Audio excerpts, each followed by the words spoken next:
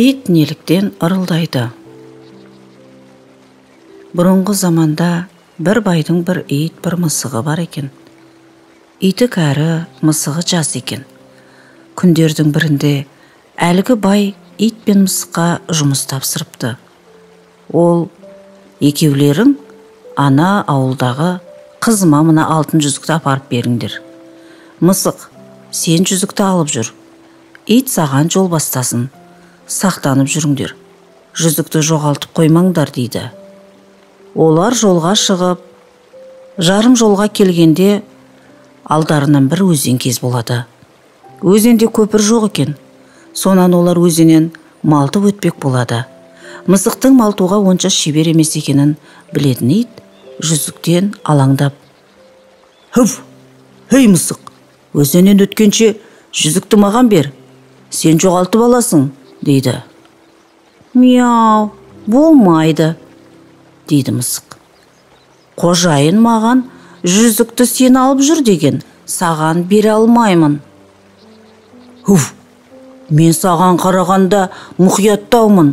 Өзеннен өткенше жүзікті маған бер. Аузыма салып алайын. Өзеннен өткен соң өзіңе беремін». Ақыры мысық жүзікті итке береді. Олар өзеннің ортан беліне барғанда ит: «Хуф, хуф, ойбай, жүзік аузымнан түсіп кетті».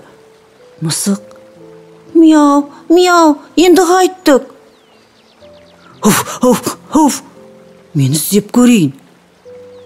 Алайда қанша іздегенмен жүзікті таба алмайды.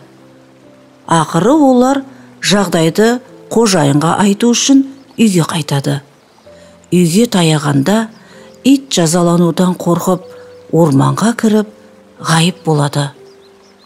Мысықтың тез қайтып келгендігін көрген қожайын алаңдап: «Ит қайда?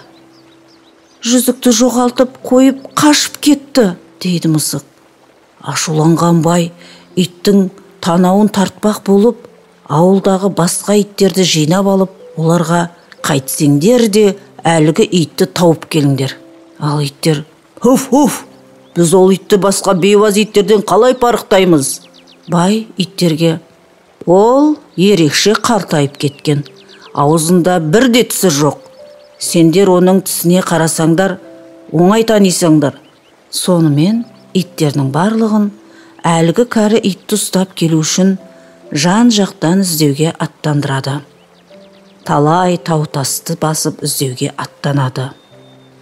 Олар өзенді, тоғайды аралап, алыс жақындағы қалалардың барлығына барады.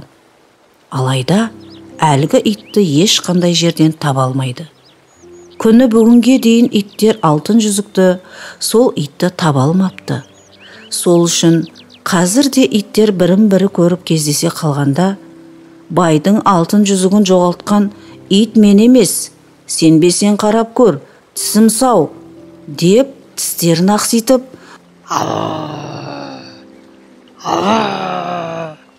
ырылдап қояды екен.